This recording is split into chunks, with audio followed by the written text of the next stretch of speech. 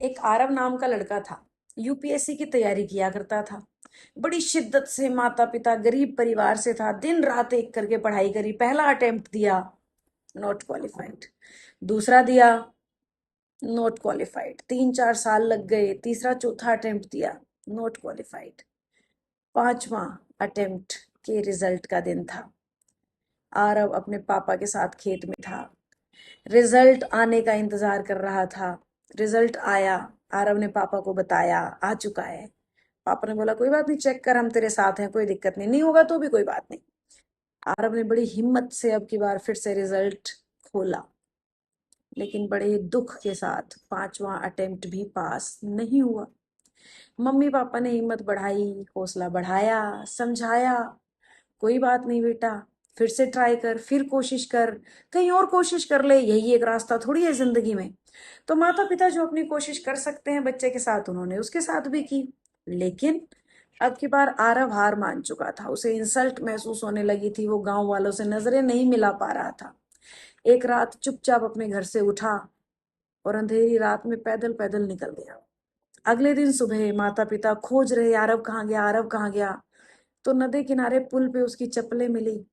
नदी में कूदे लोग, खोजना शुरू किया, कोई शरीर नहीं मिला। मान लिया गया कि आरव मर गया। आरव हार मान गया और वो इस दुनिया से चला गया। माँ बाप खूब रोए, दुखी हुए। लेकिन एक दिन न्यूज में एक खबर आई, 3-4 साल के बाद। और न्यूज में जो खबर उन्होंने सुनी, उसमें एक व्यक्ति जिसने उस साल यूपीएससी टॉप किया था, वो अपने अध्यापक का नाम बताता है कि आरव सर ने अगर उस दिन हार मान ली होती तो शायद आज मैं यूपीएससी टॉप नहीं कर पाता।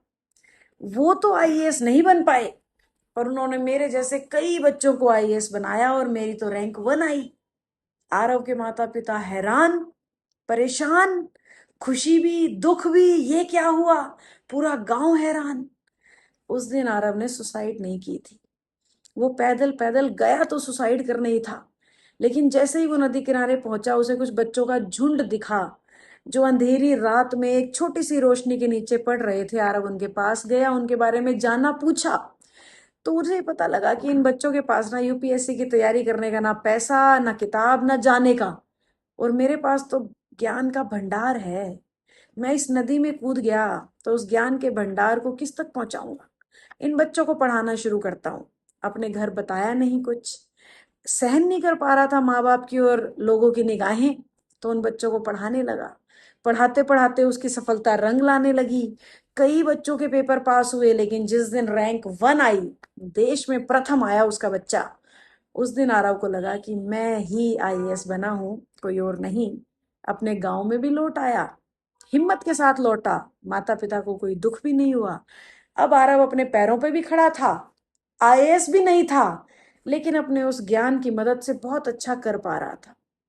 तो आपके आसपास भी बहुत सारे ऐसे बच्चे होंगे जो अपनी तैयारी के बाद हार मान जाते होंगे, निराश होते होंगे, गलत रास्ते अपनाते होंगे। ऐसे बच्चों तक और माता पिता तक ये कहानी पहुंचा दीजिए, क्योंकि जीवन में ना नौकरी ही एकमात्र चीज नहीं है। आप पैदा नौकरी करने के लिए नहीं हुए थे, आप पैदा जीने के लिए हुए थे।